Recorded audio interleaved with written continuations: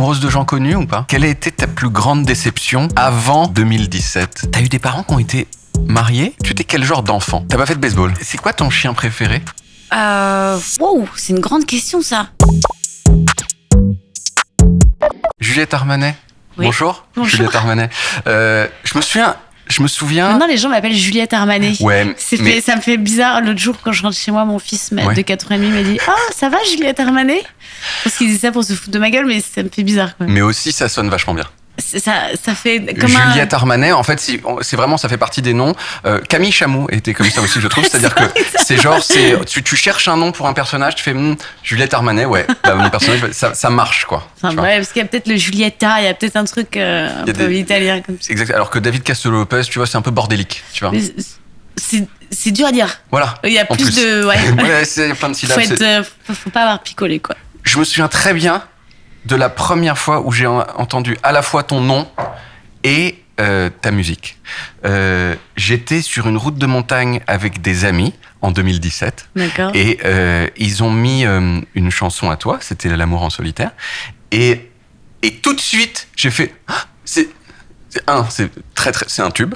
Et deuxièmement, c'est différent. C'est genre, j'ai pas entendu ça. C'est sympa. Et ça m'est pas arrivé 50 fois dans ma vie. Je crois que ça m'est arrivé avec Kids de MGMT, avec Get Lucky. Et avec toi. Donc, voilà. Donc je suis super content. Moi aussi, dis donc. C'est sympa comme tout. Parce que Panthéon de 3 tubes, il y a toi dedans. Classe, merci. Wow, trop charmant. Ça fait super plaisir de te recevoir en Small Talk. Small Talk, c'est simple, le principe. Oui. C'est je reçois des gens connus et on parle de tout, sauf de ce pourquoi ils sont connus. J'ai fait une grosse clé de bras à ce principe en commençant par parler du fait que comment je t'avais connu par la chanson.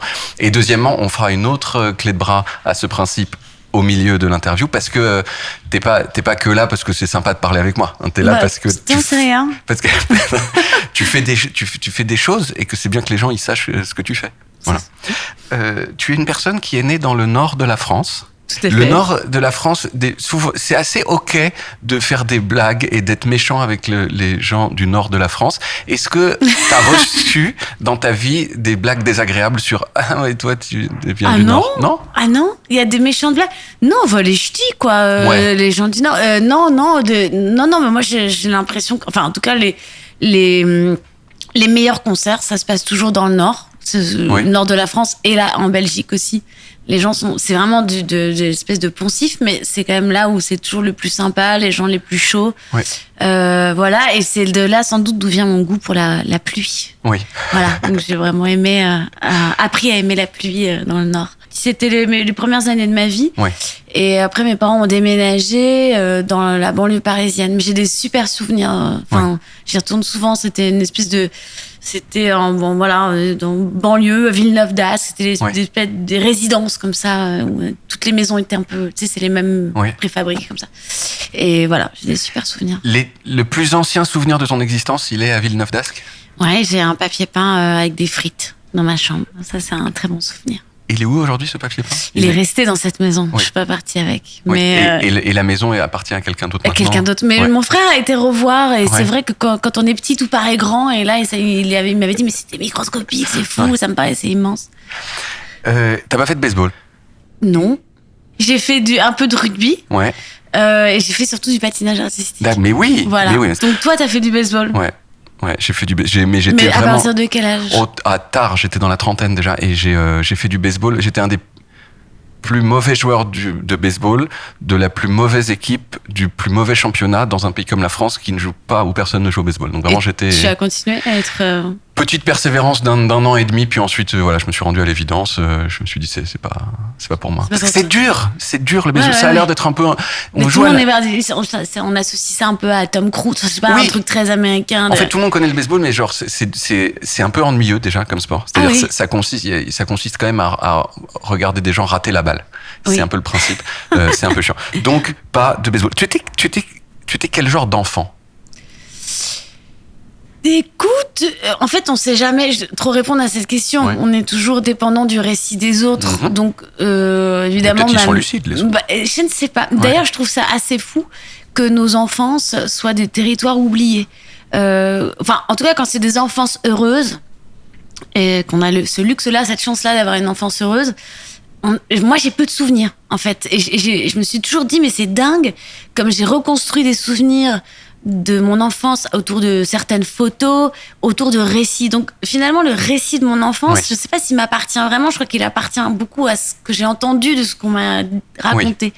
Donc, voilà, moi, je crois quand même que j'étais une enfant assez sage, et avec ma petite part de fantaisie, comme ça. Et j'étais collée à mon frère avec qui je faisais toutes les conneries et tout. Mais j'avais ce petit surnom, Hurliette, mais parce que j'avais tout le temps des otites, donc je pleurais beaucoup. J'avais souvent des problèmes. Oui, merci pour cette empathie. Hurliette à cause de oui? À cause de hurler, je pense, de crier, de pleurer, parce que j'étais malade des oreilles. Enfin, quand tu cries parce que t'as mal, c'est pas grave. C'est pas un caprice, quoi. Non, je sais pas, même, j'ai une vidéo de moi petite où effectivement je rebouche bien mon feutre avec le petit bouchon et tout, j'ai l'air assez comme ça, concentrée. Mais je ne sais pas qui j'étais. En tout cas, on m'a dit que j'étais plutôt sage et rigolote. Et tes parents, ils étaient genre sévères ou... Non, pas du tout. Cool. Non, moi j'étais parents hyper, très joyeux, hyper sympas, toujours très volubiles. Beaucoup de discussions, beaucoup tout le temps, voilà. Et exigeant, je dirais, exigeant, mais pas sévère, non. Et t'as un exemple d'exigence qu'ils avaient quand t'étais petite et que... il n'y avait pas de conversation à table où c'était du small talk, justement. Il y avait forcément, on devait évoquer des choses, parler, débattre, discuter, bouquin, cinéma. Enfin, il y avait quand même un endroit où il fallait qu'il y ait un échange culturel, quoi. C'était un peu genre, toujours, il fallait se nourrir les uns les autres, quoi. Voilà. Et est-ce que toi, il y a des choses dans cette éducation que t'as reçue que t'as pas envie d'éduquer tes enfants comme ça, ou alors tu dis non, en fait mes parents ils ont éduqué bien, je vais faire la même chose? C'est le grand débat avec mon compagnon, c'est à quel endroit on reproduit consciemment, inconsciemment, quand on a un enfant, des choses. Parfois il y a des trucs de ma mère qui m'insupportent, que je fais mais de manière totalement inconsciente, quoi, de toujours inquiète, à demander des nouvelles dès qu'il y a un petit bobo, à aller chez le médecin, déployer des hélicoptères alors que c'est vraiment une petite coupure de rien du tout. Non, l'inquiétude, ça c'est un truc que j'aimerais pas réussir. Enfin, j'ai des parents souvent très inquiets, quoi. Quand j'ai eu une mobilette, ils me suivaient en voiture quand je faisais mes trajets en mob, donc ça n'avait aucun intérêt. Donc, si tu veux, j'ai eu un peu ce truc-là. Et de réussir à être plus relâchée, moins inquiète, ce qui n'arrivera pas, je le sais. Et mais niveau punition, est-ce que t'as été un enfant qu'on punissait? Comment on te punissait si on punissait? Jamais puni. T'as jamais puni. Mais aussi si t'es rebouché tes feutres super bien. Non, on m'a jamais puni, mais parce que c'était plus pernicieux que ça. C'était plus prends conscience de ce que tu as fait. C'est toi-même qui dois comprendre. Ça doit passer par toi, la connaissance des choses. On ne te punit pas, mais c'est toi. Donc, il y a plus le poids de la culpabilité qui arrive plus jeune dans ta vie que mes parents sont trop cons, ils m'ont puni. Non, j'ai jamais été punie, jamais. Et toi, de la même façon, tu punis pas tes enfants? Oh non. Bah non. Tu punis? T'as des enfants? J'ai pas d'enfants. D'accord. Mais tu te punis toi-même? Je pense que si. Tu te mets au coin ou pas? Je pense que quand j'aurai des enfants, je soupçonne que je les punirais sans. Enfin, peut-être tu vas dans ta chambre, quoi. Ah oui, ça oui. Oui, soft, quoi. Voilà. Oui. Soft. T'as eu des parents qui ont été mariés? Divorcés et se sont remariés. C'est rare? Très rare.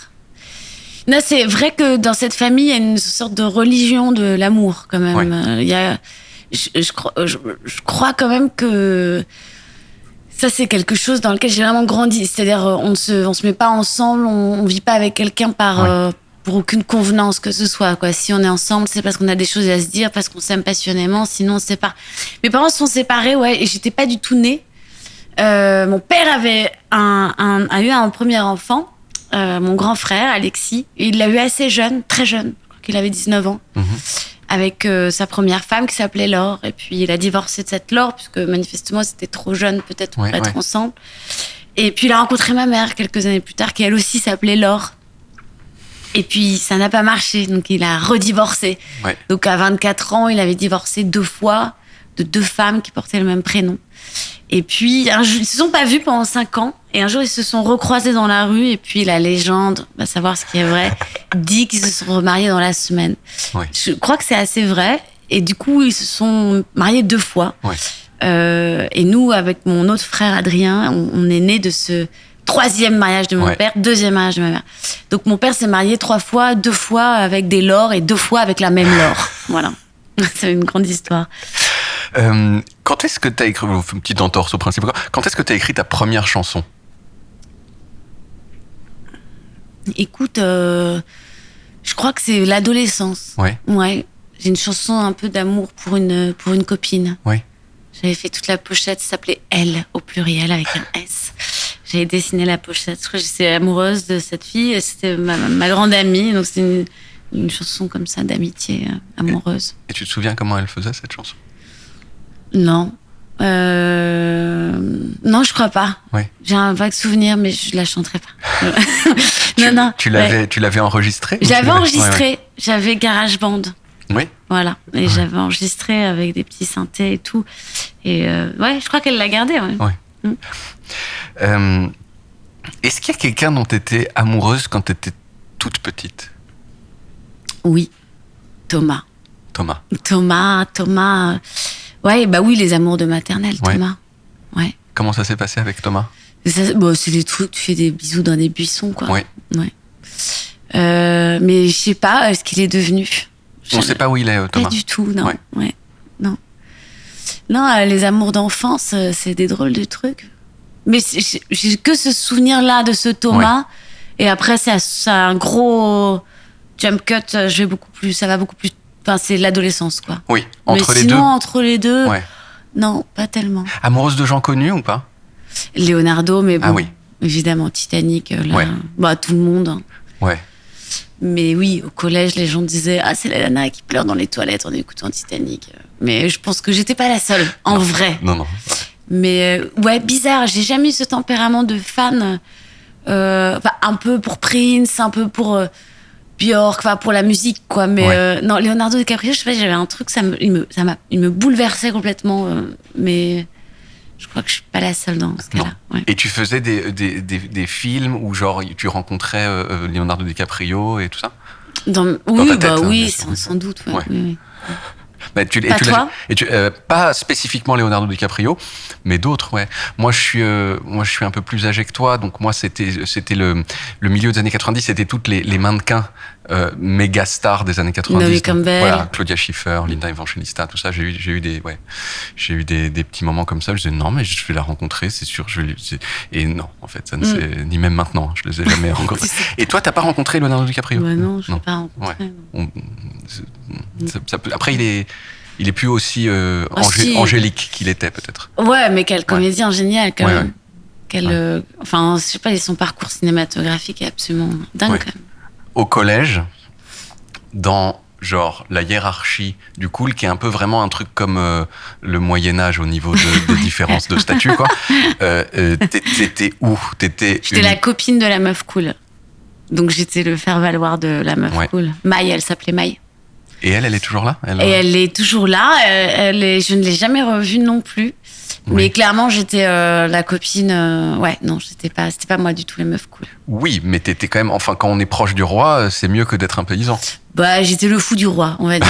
J'étais le fou du roi. Mais j'étais pas. J'étais copine avec les potes de mon frère. Et puis j'étais hyper heureuse chez moi, en famille. Je sais pas, il y avait un truc où du coup, je cherchais pas trop à. Oui. Mais j'ai vécu des scènes d'humiliation terribles. J'ai écrit une lettre à un mec que j'adorais, JB, qui avait lu cette lettre devant tout le monde. Et j'étais toute petite. Et du coup, les gens faisaient une espèce de jingle de cirque quand même quand j'arrivais. Si, j'ai vécu quand même des moments durs. Et Maï, elle te défendait pas quand c'était le cas? Mais non, je pense qu'elle faisait... Enfin, c'est normal, elle roulait grave des mécaniques, puis j'aurais fait pareil à sa place. Hein. Ouais. C'est vraiment la jungle. C'est la jungle. Pour les femmes, c'est dur aussi, parce que poitrine, pas poitrine, t'as tes règles, t'as pas tes règles. Il y avait tous ces trucs-là aussi. Coton dans les soutifs, pas coton. Enfin, il y avait quand même cet endroit du corps de la femme où d'un seul coup, genre... Et comme moi, j'ai un corps pas très féminin, j'étais pas particulièrement dans les canon des collégiennes, quoi. Donc, mais en vrai, je crois que je m'en foutais un petit peu. J'étais contente. J'avais une vie hors du collège qui était cool, et j'avais un super prof de lettres que j'aimais bien, donc ça m'allait. Parce que plus jamais dans la vie, c'est acceptable de faire un jingle sur quelqu'un qui est petit, quoi. Ça n'arrive plus jamais, quoi. Tu vois, c'est d'une violence extrême. Mais non, j'ai du bol. J'ai pas vécu ce truc de harcèlement. J'ai pas vécu ces trucs de violence physique. Ouais. J'ai pas. Enfin, je veux dire, je pense qu'il y a des gens qui ont vécu des trucs bien plus trash. Ouais. Est-ce que t'avais des rivales où genre tu rentrais chez toi et tu disais genre j'aimerais bien que cette personne soit décédée? Ah ouais, ma copine Maï, ouais. C'était à la fois ta copine? Bah non, mais tout était mieux. Ouais. Le jean lui allait mieux, le t-shirt aussi, les chaussures c'était mieux sur elle. Bon, c'était un peu agaçant à la fin, quoi. Mais voilà, je sais pas, ouais. T'as fait, tu l'as dit tout à l'heure, t'as fait du patin à glace. Niveau hockey. Ouais, mais genre... Comme un peu toi au baseball, quand même. On va pas... Tu vois, j'étais pas non plus... Enfin, vraiment, clairement. Mais tu t'en faisais énormément. Ouais, j'en faisais beaucoup, ouais. Et tu gardes... tu t'es dit à un moment, genre, je vais être Tonya Harding ou Surya Bonelli? Non. Qui sont, c'est des patineuses artistiques des années 90, ouais. qui étaient vraiment des rostas à l'époque. Surya Bonelli, sincèrement, je pense que c'était vraiment... J'ai un grand... Elle me fascinait parce qu'il y avait... Déjà, c'était quelqu'un qui avait tellement cassé les codes du patinage, physiquement, dans sa gestuelle. C'était... elle a pulvérisé l'image ringarde et lourde et pénible de ce que pouvait être le patinage artistique. C'était vraiment une rockstar, quoi. Elle a inventé sa propre figure de patinage. Elle faisait des trucs que personne ne savait faire. Et vraiment... Elle avait fait un saut périlleux, je me souviens. Je sais plus, j'ai pas le terme exact, mais elle faisait une espèce de triple lutz piqué. Enfin, bon, c'était un truc de dingue. Et elle me fascinait. Elle avait dédicacé ma paire de patins à glace que j'adorais.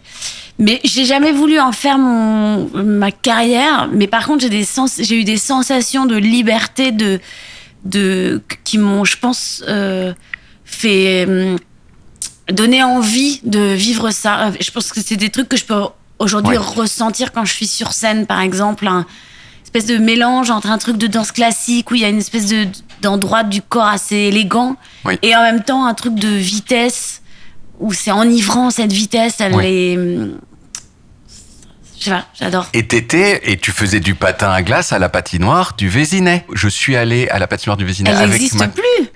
Mais elle a brûlé. Elle a brûlé à cause de la friteuse. Et alors... Comment ça s'est passé, cette affaire? Je sais pas, j'étais pas là, mais il y avait apparemment une friteuse. Enfin, il y avait cette friteuse qui a pris feu et ça a foutu le feu à la patinoire. Et je me souviens d'avoir lu cette info et de me dire, genre, une patinoire qui brûle, c'est rigolo, en fait. C'est vrai. Enfin, c'est pas ouf. Le feu sous la glace, la glace sous le feu. Mais c'est un petit peu marrant. Mention au bac? J'ai une mention bien. Mention bien. Non, mais j'ai une mention bien et j'étais contente. Bah oui, tu m'étonnes. Ouais. Mais c'est la philo, parce que moi, en géographie, j'étais nulle. Ouais. Mais j'avais une super prof de philo, Madame Girard. Oui. Que j'aimais beaucoup. On se souvient des noms des profs, non? Ouais. Tu te souviens? Ah, moi, tous. Voilà. Ouais. Même les... Pas bien, d'ailleurs. Mais, après le bac, t'as fait... Après le bac, je suis partie faire une prépa. J'ai préparé Normal Sup. J'ai fait Hippocagne. Cagne, j'ai doublé ma Cagne. Mais je voulais pas du tout être normalienne. Je voulais juste... je sais pas, j'aimais vraiment lire. Et j'avais un vieux prof de lettres que j'adorais, qui était costume 3 pièces, avec une espèce de monocle, qui montait les escaliers en croisant les jambes comme ça. C'était vraiment la réincarnation de Proust, quoi. Il avait vraiment un truc... et c'était passionnant, en fait, ses cours étaient extraordinaires. Sincèrement, j'avais vraiment l'impression que il était là pour nous élever au sens littéral. Donc j'ai pris le truc comme ça venait et je faisais beaucoup de théâtre aussi. Donc j'étais vraiment dans la lecture, les lettres et les mots. Et puis j'ai pas eu normal, j'étais admissible, je me suis plantée à l'oral et puis en fait ça m'allait comme ça. J'ai pas la patience et il faut oser être seule vraiment pour faire ces études-là pour de vrai. Moi j'ai trop besoin d'être entourée, j'avais besoin trop d'être dans le monde, quoi. Et est-ce qu'il t'arrive aujourd'hui, si tu croises, quand tu croises un normalien, de se faire genre, tiens, il a réussi un truc que j'ai pas réussi moi-même. Ah, Jamais. non. Je sais pas, chacun a son parcours de trucs, Je regrette pas, c'est un truc un peu monastique, j'aurais pas... Mais par contre, transmettre, savoir être un bon prof... moi, j'ai eu des profs que j'ai adorés, qui ont vraiment contribué à la personne que je suis aujourd'hui. Enfin, qu'il y a pas, il y a pas que nos parents qui nous éduquent, il y a nos amis, il y a nos amours, il y a aussi parfois des profs qui nous ont vraiment aidés à nous rencontrer, quoi. Et donc, je sais pas, être un bon prof, comme j'ai eu des profs de normal, c'est quand même des gens qui ont une place dans le monde importante, quoi. Et c'était qui tes écrivains que t'aimais le plus que d'autres? Je crois que j'aime vraiment Tchekhov. Oui. Vraiment. Pour la façon qu'il a de parler du rien, de faire comme le small talk. C'est vraiment tchécovien. Finalement, de rien se dire. On se dit tout, finalement, dans la manière dont on se parle au quotidien. Les discussions sont aussi là où on croit qu'il n'y en a pas, en fait. Et chez Tchekhov, c'est vraiment ça. Le silence chez Tchekhov. Enfin, c'est vraiment ça. C'est une écriture qui me bouleverse. Shakespeare aussi, évidemment. Et puis, je sais pas, plus récemment, j'ai découvert Annie Ernaux assez tard, Romain Gary, les poètes aussi. Bon, voilà. Bon, c'est grand. Est-ce que j'aime aussi les Monsieur, Madame. Monsieur Chevelu, Monsieur Sall. Il existe Monsieur Sall. Monsieur Sall, il existe. C'est celui qui a une espèce de tout gribouillis rose. Ah ouais, je connais pas. Avec des petits yeux comme ça. T'as fait des petits travails pas bien avant de faire des travails bien. Des petits boulots, tu veux dire? Ouais, j'ai fait comme tout le monde des trucs de serveuse, très jeune, sans savoir porter un plateau. J'ai été vendeuse chez Pimki. Voilà, un peu de babysitting. Il s'est passé quelque chose de marquant chez Pimki quand t'étais vendeuse? Non, ce qui me rendait ouf, c'est qu'il y avait vraiment la même... C'était tout le temps le même fond musical dans la journée. Et ça, vraiment, ça me perturbait d'entendre toujours les mêmes chansons tout le temps, quoi. Mais c'était des boulots d'été. Ouais. J'étais assez préservée, j'ai eu beaucoup de bol. Je crois que mes parents m'ont pas vraiment...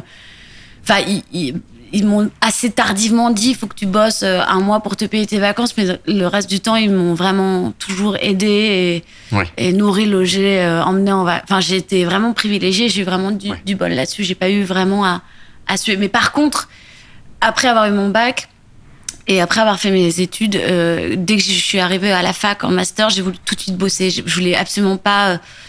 j'ai voulu être indépendante financièrement très vite et finalement, j'ai commencé à bosser, j'avais 22 ans. Donc, je me suis mise à travailler très jeune parce que je voulais absolument pas dépendre de mes parents financièrement. J'avais vraiment ce besoin d'indépendance financière, il était crucial pour moi. Donc, je me suis mise et j'étais intermittente du spectacle très, très, très rapidement. Parce que, en fait, j'étais comédienne, j'essayais d'être comédienne. Ça marchait pas, j'avais passé pas mal de concours, d'écoles qui ne voulait clairement pas de moi, enfin voilà. Et et j'avais trouvé un boulot pour une pièce de théâtre et qui s'est annulé. Un été, et toujours dans cette optique de pouvoir avoir mon indépendance, je me suis dit, faut que je trouve un truc, à faire. C'était le mois d'août. Et je vois une annonce qui passe, c'était pour une boîte de prod pour Arte. Et je postule et je suis prise, etc. Et puis j'étais dans cette rédaction et ça s'appelait Doc en Stock, cette boîte. Mais oui. Voilà. Et il se trouve qu'il y a une nana qui rentre dans la rédaction. C'était vraiment, je pense, on était pas loin du 15 août où on entend littéralement rien dans Paris. Un moment sympa d'ailleurs. Et elle rentre et elle dit, voilà, je fais un documentaire sur le camembert. J'ai besoin de quelqu'un qui a son permis de conduire. Est-ce que quelqu'un peut m'emmener en Normandie pour faire mon film sur le Clacos? Et je dis, moi, j'ai mon permis. Et on est partis toutes les deux, vraiment, je crois, 3 jours après. Et cette nana m'a appris tout le métier. Je suis devenue journaliste avec elle, en fait. Elle s'appelle comment? Yvonne. Et je lui dois tout parce que c'est elle qui m'a appris à écouter les gens, à les faire parler d'eux-mêmes, à les regarder, à les filmer. Et en fait, j'ai travaillé à ses côtés pendant presque 8 ans. Enfin, c'était vraiment une rencontre. Voilà, une rencontre. Quelqu'un qui change ta vie, quoi. Et au début, j'étais son assistante, puis sa co-réalisatrice, puis réalisatrice. Donc, j'ai fait au final des films pour Arte complètement par hasard. Et ça s'est fait comme ça. Et c'était super. Et puis, le camembert, c'était sympa. Cette société de prod, à un moment donné, a perdu son contrat qu'elle avait avec Arte. Et on a tous été plus ou moins lâchés dans la nature. Ouais. Et donc, je me suis retrouvée à bosser pour Énergie 12. Je crois que c'était l'émission de Morandini. Ouais. Qui s'appelait Affaires criminelles. Ouais. Alors, moi, j'ai quand même une vraie passion pour les faits divers. Ouais. Parce que ça raconte tous les travers d'une société, ça raconte qu'est-ce que c'est que le rôle des médias, ça raconte qu'est-ce que c'est que la justice aussi. Et donc, bon, je suis entrée là-dedans et c'était des documentaires un peu genre comme de la presse un peu à scandale. Ouais. Et on devait tourner pas mal de plans de reconstitution. Et donc, c'est de toutes petites équipes, il n'y avait pas du tout de budget. Donc, avec mon cadreur, on se mettait des moumoutes, du faux sang, on faisait des plans tremblés dans des chambres d'hôtel pourries. On a été à Miami pour reconstituer l'assassinat de Gianni Versace. On courait avec des guns en plastique. Et on creusait des trous dans la forêt la nuit, tout ça. C'est toujours des plans serrés, parce que les plans larges, en fait, ça coûte cher parce qu'il faut qu'on voit tout. Et puis un peu flou, c'est ça. Ce que Sandrine ne sait pas encore, c'est que ce soir-là, sa belle-sœur se cache derrière la porte. Voilà, ce truc. Mais j'ai adoré parce que j'ai rencontré des flics, j'ai rencontré des juges, j'ai rencontré des avocats, j'ai rencontré et toute cette finalement le centre névralgique de la justice, le bien, le mal, qu'est-ce que c'est qu'une enquête judiciaire, qu'est-ce que c'est qu'un avocat. Parce que je me suis retrouvée face à des histoires où clairement, je me souviens notamment d'une histoire, c'est glauque, hein, c'était une femme dont l'amant avait été assassiné par son mari, et clairement, tout prouvait que c'était lui. Seulement, l'enquête avait été assez mal faite, et en première instance, cet homme avait pris 20 ans de prison. Il a changé d'avocat, il en prend un nouveau, et il finit par être relaxé, quoi. C'est-à-dire que cette femme qui s'attendait à ce que son mari soit emprisonné se retrouvait complètement démunie parce qu'il avait changé d'avocat, que l'avocat était rentré dans toutes les failles du dossier. Et je me souviendrai toujours le coup de fil à cet avocat. Je l'avais appelé, je me disais, mais maître, je comprends pas, vous savez qu'il est coupable. Enfin, il me dit oui, mais j'ai gagné mon procès. Et ça m'avait passionné, cet endroit de la moralité. Qu'est-ce que c'est qu'être un avocat? Je veux dire, qu'est-ce qu'on défend? Où est le bien, le mal? Enfin, voilà. Donc, c'était, pour moi, cette période de ma vie, c'était une période de grande curiosité du monde, des autres, de rencontrer tous les métiers que je connaissais pas, plein de profils de gens que je connaissais pas. Et j'ai appris vachement. Et t'as terminé par 50 minutes inside. Ouais. Je crois que j'avais fait un truc sur Jackie Kennedy. J'aimais bien. Et si, j'ai fait tout un documentaire sur Gad. J'ai passé 6 mois de ma vie sur Gad Elmaleh. Je suis allée à Casablanca, j'ai rencontré sa nounou, j'ai rencontré ses amis d'enfance, sa mère, son frère, tout le monde sauf lui. Tu l'as jamais rencontré, lui? Non, mais non. Non, il voulait pas faire le film. Ouais. Mais je le comprends, enfin, il avait le droit. Mais... Et tu l'as croisé depuis? Et tu lui en as parlé? Oui, on en a parlé, ouais. Et il t'a dit, je regrette. Non, mais il avait ses raisons, enfin, je veux dire, mais bon, la vie était marrante. Ouais.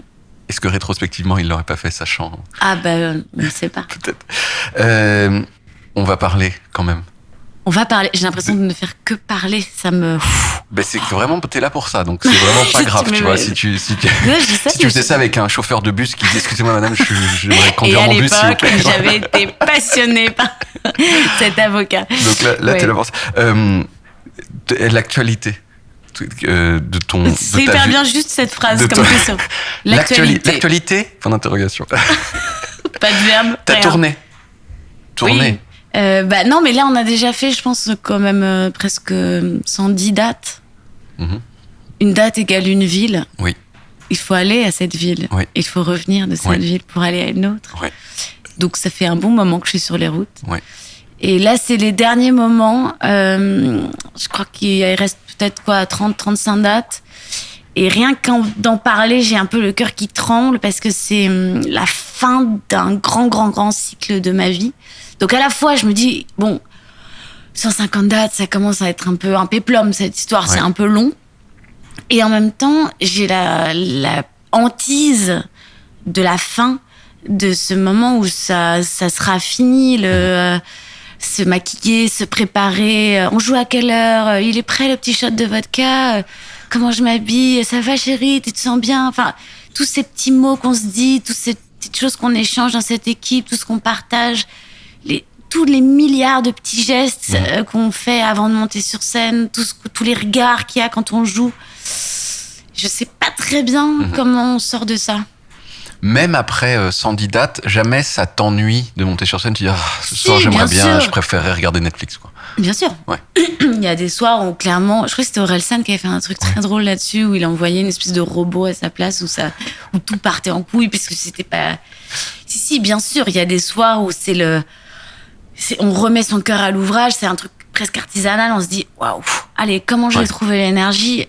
En général, quand même, ça passe sur scène, quoi. Et parfois, le public est suffisamment à donf pour te recontaminer, quoi. Je sais, tu t'as dit que tu savais pas du tout danser. Bah non. Mais c'est pas vrai. Bah, c'est sympa, mais c'est non. Ouais. Enfin, peut-être par rapport aux champions du monde de la danse, mais parce que t'as le sens du rythme. Et non, ça, enfin, il y a un truc qui, tu vois. Non, mais je fais pas de trucs de chorégraphie. Oui. Okay. Slack, tac, à gauche, tac, regarde, bam, la tête, paf. Ouais. Non. Mais je veux dire, t'es en rythme quand tu danses, quoi. Oui, non, comme j'ai pas le truc. Mon mec a ce truc-là de vraiment pas du tout. Enfin, c'est hyper impressionnant. Les gens qui savent ne pas du tout être en rythme. Ouais. C'est aussi un truc à part. Mais en fait, je pense pas qu'il cherche à pas être en rythme. Bah, va savoir. Je sais parfaitement où est le rythme, mais j'en ai rien à foutre. Mais je n'irai pas. Je vais me mettre à côté. Je n'irai pas sur la snare. Je n'irai pas sur cette caisse claire. J'ai plein de questions en vrac. Qui est la personne? C'est moment émotion. Je sens, tu regardes, t'as les yeux qui partent vers le haut comme ça. Ouais, mais c'est parce que ça, je contrôle mal mon visage. C'est vrai. J'ai un problème de contrôle de mon visage en général. C'est qui la personne la plus célèbre que tu aies rencontrée? Barack Obama. Mais je sais pas, je crois que c'est lui le plus célèbre. Je pense qu'il n'y a pas beaucoup plus célèbre sur la Terre. Si. Oh, quand même. Je sais pas. Hein. Je pense que le pape, il est moins connu. Le pape, il est moins connu que Barack. Je crois. Hein. Je crois qu'ils sont un peu... Et comment ça... Pourquoi parce que je faisais un concert où il était là. Et je lui avais chanté une petite chanson. À Paris? À Paris. Oui. Mais il est très grand. Hein. Oui. Ouais. Il est venu à ton concert spécialement? Non, c'était pas mon concert. Non. J'intervenais dans une espèce de conférence. Oui. Et je parle hyper mal anglais. Donc je pense qu'il a dû me dire un truc genre How are you? Et il fait Thank you so much. J'étais. Comment tu t'appelles? Merci beaucoup. Voilà, exactement. Et il y a une photo où on est tous les deux et je sais pas, je ris tellement, j'ai les joues, mais on dirait que j'avais 45 ans de chirurgie esthétique. Mais Barack, Il était encore président ou plus? Il était encore président. Oh, putain. La belle époque. Ouais. Sa premier mandat. Ouais. T'as check Barack Obama. Qu'est-ce que tu penses de ton propre visage? Oh la vache. Déjà, je me préfère de profil que de face. Mm-hmm. Je suis plus faite pour l'Égypte. Voilà, les profils d'Égypte. Mon visage, j'ai l'impression que c'est un truc un peu à la Picasso. Il y a eu on a un œil ici, un œil là, un nez dans ce sens-là. J'en sais rien, je sais pas. Je me préfère maintenant qu'avant. Mm-hmm. Mais ça reste quand même difficilement tolérable. Et c'est surtout les moments où on monte des clips, par exemple. Tu sais, où il y a 15 personnes dans une salle, où on regarde un clip et on fait des arrêts sur image en disant est-ce qu'on mettrait pas ce plan d'avant ou celui d'après? C'est vraiment les moments où t'es bouffi, où tu fais des têtes. Ouais. Mais c'est une belle question. Qu'est-ce que je pense de mon visage? Je sais rien. Est-ce que tu aimerais avoir un autre visage que le tien? Je me pose pas la question comme ça, sinon je suis foutue, bien sûr que oui. Non, mais... Parce qu'on choisit pas, évidemment. Non, j'ai l'impression quand même que j'ai fait un petit peu de chemin avec ce... Ouais. Mais que la vie est bien faite, parce qu'on ne se voit pas. Tu vois? Enfin, toi, quand même, plus que la plupart des gens. Justement, j'essaye d'échapper à ce truc-là. Je pense que si on devait se voir tout le temps, je pense que c'est irrespirable. Ouais. Plutôt les autres qui nous regardent, qui nous voient, donc je trouve que c'est plutôt bien foutu. Je sais pas si c'est clair ce que je viens de dire.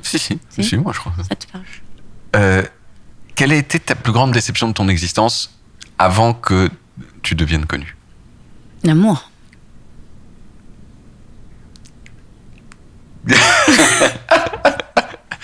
Qui?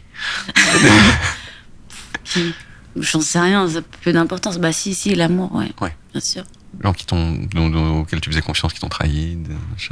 C'est l'histoire. Ouais. Ok. si vous reconnaissez, alors c'est pas la peine de... Non, mais non, c'est trop tard. Oui. Autre chose, ta plus grande déception peut-être professionnelle, alors. Plus grande déception professionnelle. Wow, c'est une grande question, ça. J'en ai pas. J'ai pas de déception professionnelle. Je suis contente. Je sais pas. J'ai l'impression que j'ai fait plein de trucs que je voulais faire dans la vie. J'ai fait du journalisme, de la musique. Là, je fais un peu de cinéma. Je sais pas. Peut-être la radio. C'est un truc que j'aimerais faire. Ça, c'est un truc vraiment qui m'obsède, la radio. J'écoute peut-être plus de radio que de musique, parce que j'ai l'impression que c'est un lieu de vérité, un lieu magique, un lieu qui me touche profondément. Ça ouais, mais c'est pas une déception, enfin c'est un désir, quoi. Oui, ça paraît possible. C'est-à-dire que faut peut-être demander à Madame Adèle Van Riet, par exemple, le PDG de France Inter. C'est quoi ton chien préféré? Ta race de chien préférée? Si t'en as une, tu peux me dire aujourd'hui, pour moi les chiens c'est des chiens. Je connais pas grand-chose. Je sais pas, j'aime bien les chiens qui ont des bandanas. Je sais pas si c'est une race la fameuse race de chiens qui a des bandanas. Tu vois, ces chiens qui ont des petits bandanas un peu fripés, un peu fatigués. Souvent, c'est des chiens qui vont avec des punks. Ouais, c'est ceux-là. C'est ceux-là, c'est des chiens punks. Est-ce qu'il y a un animal que t'aimes pas? Genre si t'apprends par exemple qu'il est en voie d'extinction. Comme la plupart des animaux. Tu fais genre, ouais, cool. Tant pis pour lui, quoi. Tant pis pour lui, mais le monde peut-être sera mieux sans cet animal. Sans cet animal. Non, je sais pas. Non, mais évidemment, j'ai envie de heal the world. Je sais pas, on n'a pas envie que les animaux ils meurent. On a vraiment plus envie qu'ils survivent. Mais bien sûr. Qu'ils nous survivent, je pense. Okay. Enfin, c'est vraiment une réponse un peu bateau, mais j'avoue, en ce moment, j'ai plus de mal à écraser qu'une fourmi qu'avant, quoi. Enfin... Et ben voilà, même si la fourmi elle est pas respectueuse, on n'est pas prêteuse, on n'écrase pas la fourmi. Est-ce que tu préfères ne plus jamais avoir accès à ton téléphone de toute ta vie, ou être obligé d'habiter à Châteauroux? C'est toute super Châteauroux. Ouais. J'ai fait des super soirées à Châteauroux. Ouais, mais bien sûr on fait des super soirées partout. Toute ta vie. Aucun problème. Ok, d'accord. Très clair. Donc ça veut dire que c'était un mauvais tu préfères, puisque la réponse était évidente. Ah ouais. Voilà. Ah bah non, ce téléphone, on n'en peut plus. Ouais. Dernière question. Déjà? Ouais. Une personne décédée avec laquelle tu aurais bien aimé faire l'amour avant qu'il soit décédé. Prince. C'est frontal. Ouais. Prince. Ça c'est très clair. Juliette Armanet, merci. Ah, dis donc. Non, mais on a traversé beaucoup de choses. Bah oui, toute ton existence, en évitant toutes les raisons pour lesquelles t'es connu. Si jamais les gens, je dis ça à chaque fois, mais si jamais les gens, tu as dit des choses sur ton existence pendant Small Talk, vous pouvez prendre ces informations et vous pouvez updater la fiche Wikipédia de Juliette Armanet. Et vous mettez ça, vous mettez Small Talk comme source. On n'écrase pas les fourmis. Voilà. A-t-elle déclaré en 2023. Voilà. Merci encore beaucoup, Merci Juliette. à toi, c'était cool. Bon, cet épisode, il est fini. Va y avoir plein d'autres épisodes. Et si vous voulez être sûr d'en manquer aucun, cliquez sur le bouton qui permet de vous abonner à Small Talk. Après, je sais que s'abonner, c'est un choix personnel, donc je vais pas vous forcer. Mais si j'étais vous, je le ferais. C'est tout ce que je dis. À dans 2 semaines, parce que c'est tous les 15 jours. Ok ? Call mini. Je sais pas, j'adore. Et c'est... Oui, bonjour. Commentez sous la vidéo sur est-ce que c'est sympa le bruit de la machine à laver. Je sais pas, j'ai l'impression que ça fait comme un... Ouais, en plus, ça doit être une note. Tu vois ? C'est quoi ? C'est un do dièse, je sais pas. T'as fait une harmonie avec la machine à laver. Non, mais je crois qu'elle chante. Oui, complètement. Ok, donc on est en présence de quelqu'un qui connaît bien la musique. Voilà. Je ne saurais pas te dire quelle note c'est, par contre. Quelqu'un qui aurait l'oreille absolue pourrait te le dire. Mais il faudrait que quelqu'un a un la ici. Quelqu'un a...